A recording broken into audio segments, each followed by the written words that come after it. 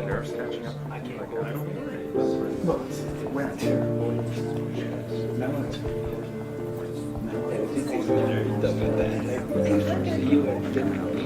it's called metal thing that comes to mind.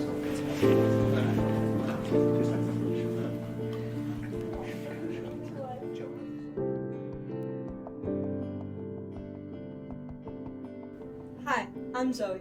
And I'm Rafi, and we're here to talk to you about the refugee crisis in Europe and the impact that it's had on racism in Europe and Cyprus overall. So we've decided to ask our classmates several questions about the issue and examine their responses. Let's check them out.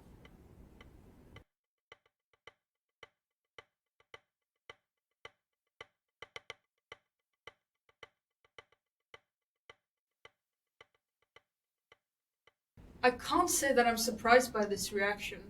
I mean, the treatment of present asylum seekers in Cyprus has been a point of criticism. Exactly. The Council of Europe and local NGO Koulla have called for an investigation into allegations of ill treatment of refugees by members of security forces. On top of that, the local and international outlets such as Reuters have reported overcrowding, lack of hygiene, and difficulties in accessing health asylum services at reception facilities in Cyprus.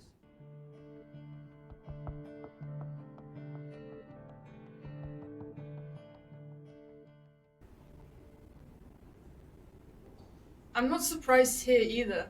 Did you know that the conditions at the Burnara camp have recently been described by the Human Rights Watch as dirty and insect infested?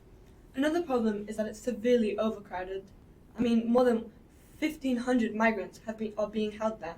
It was built to fit 1,000. It's also meant to be a reception centre, but almost all asylum seekers have been staying there for months waiting for a reception.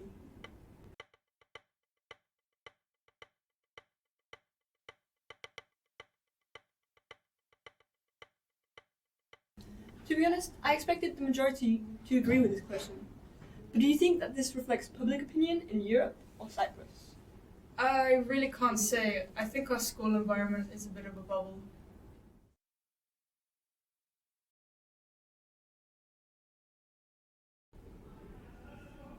A pretty alarming global phenomenon is the rise of ultra-right parties and rhetoric. Cyprus is no exception. I think one particular party has really forwarded welfare chauvinism and ethnocentrism. They've advanced the narrative that migrants deprive Greek Cypriot of basic access to jobs, resources, and argue that benefits should be restricted to Greek Cypriots only. Another factor playing a role is Islamophobia. Combine that with the economic crisis and COVID, and we're talking about a severe situation.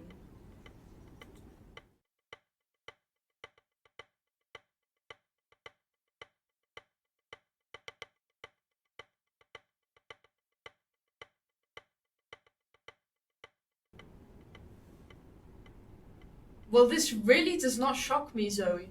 According to the Cypriot Interior Minister, asylum seekers account for 4% of the country's population. Wow, that's the highest percentage in the European Union. Yep.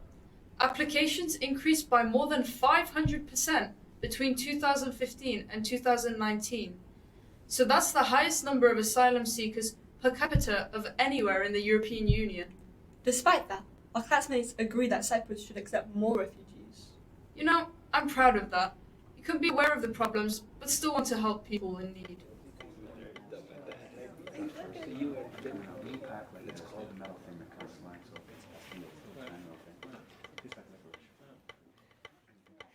I'm glad to see that our classmates sympathise and empathise with the refugees.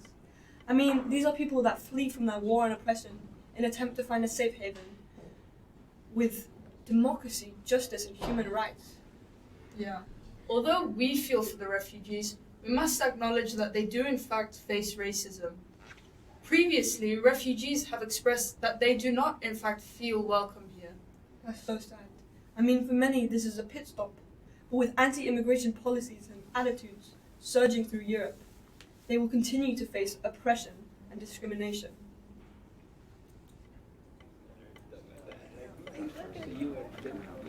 It's called metal thing that comes to mind. Damn, that's crazy, bro. It makes sense because there is such a strain on our government already with these big figures of refugees to deal with. Totally.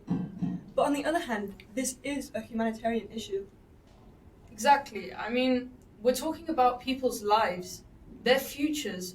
Should Europeans be so focused on their finances needed, or should we focus on the human aspect?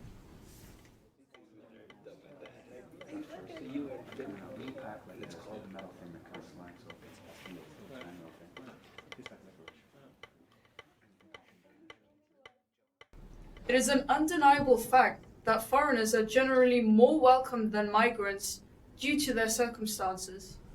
Also, most refugees require many resources while they wait for an answer, and more money is diverted towards their living costs. Right? This could cause resentment towards asylum seekers within the local population, as they feel it is unfair that refugees receive benefits or jobs over locals.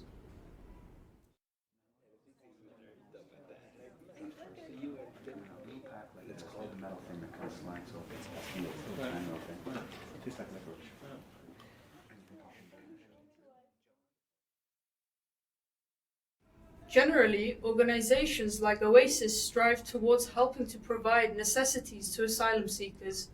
They even involve the church, which is a very large part of our society, so that they can put their faith into practice and help with the situation.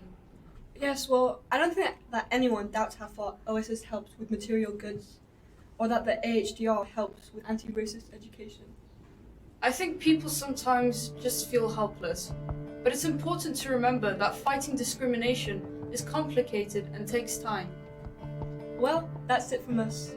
Thank you for tuning in. If you'd like to check out or support any of the NGOs or organizations that help fight the good fight, check out the links at the end.